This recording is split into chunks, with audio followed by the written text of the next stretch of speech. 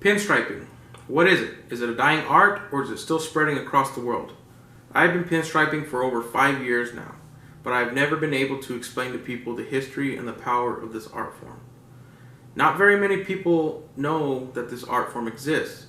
Many people see this as just a sticker that is applied to a vehicle, a motorcycle, or whatever it may be.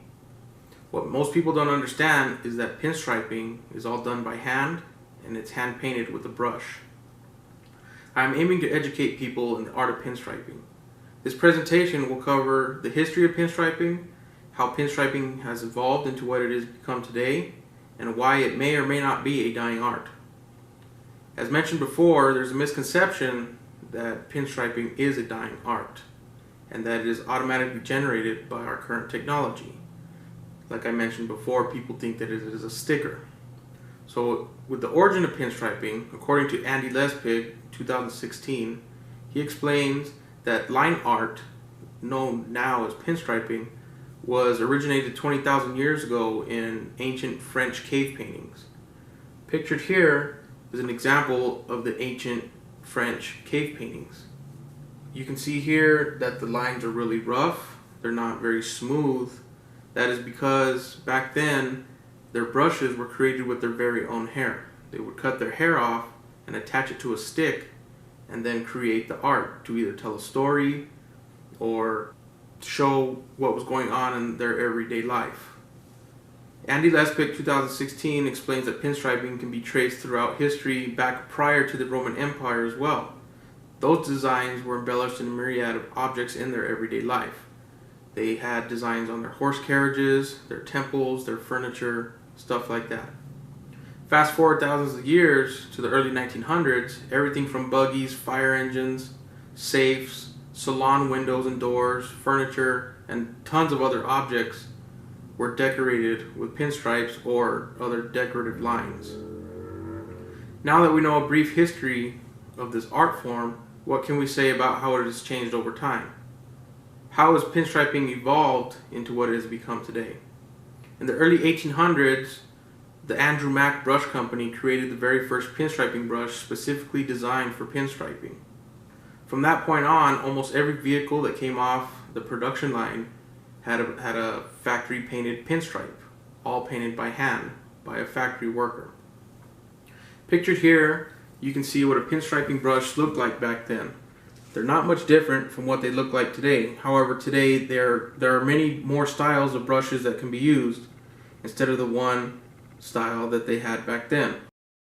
Also, here's an example of a factory worker applying pinstripes to the wheels of a vehicle.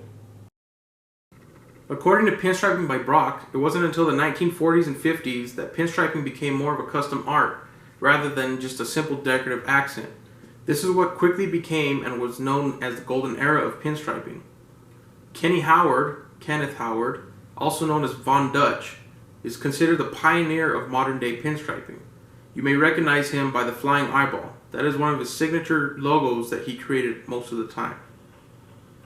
He created this flying eyeball because he used to put 2 pinstriping brushes inside of his ears and an eyeball on top of his forehead, and that's how the flying eyeball was born. Kenny Howard reintroduced the art with his own custom flair that caught everybody's attention. Pinstriping was no longer just a long straight line around a car. Instead, it became a form that everybody wanted to learn. As you can see here, Von Dutch's custom flair was much more different than what was historically known as pinstriping. Instead of long straight lines, Von Dutch created more jagged and creative lines on a hood, around a door handle, and on the trunk of a vehicle or tailgate of a truck. All of his designs were painted freehand without really having a plan of execution or really knowing what to create. After the golden era, many people believe that the art of pinstriping disappeared.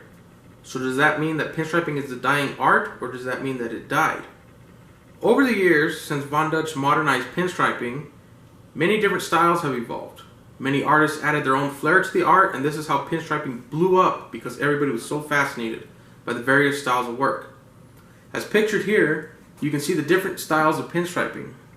First example is an example of more traditional style pinstriping.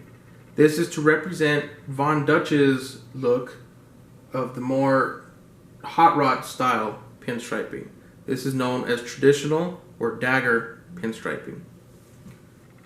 Another example would have more curves and flow. This is what is known as scrolling, or some may call it curlicues. Me personally, I specialize in scrolling and curlicue pinstriping. After the golden era passed, many artists started dying off, including Von Dutch, and people started to believe that pinstriping would die off with them. This is farthest from the truth. According to Eastwood, Von Dutch and many other artists in the golden era, such as Ed Big Daddy Roth, taught other artists this wonderful art form, and it has been handed down through the generations of people ever since. Every year, there are hundreds of thousands of people across the world that pick up a brush and learn how to pinstripe.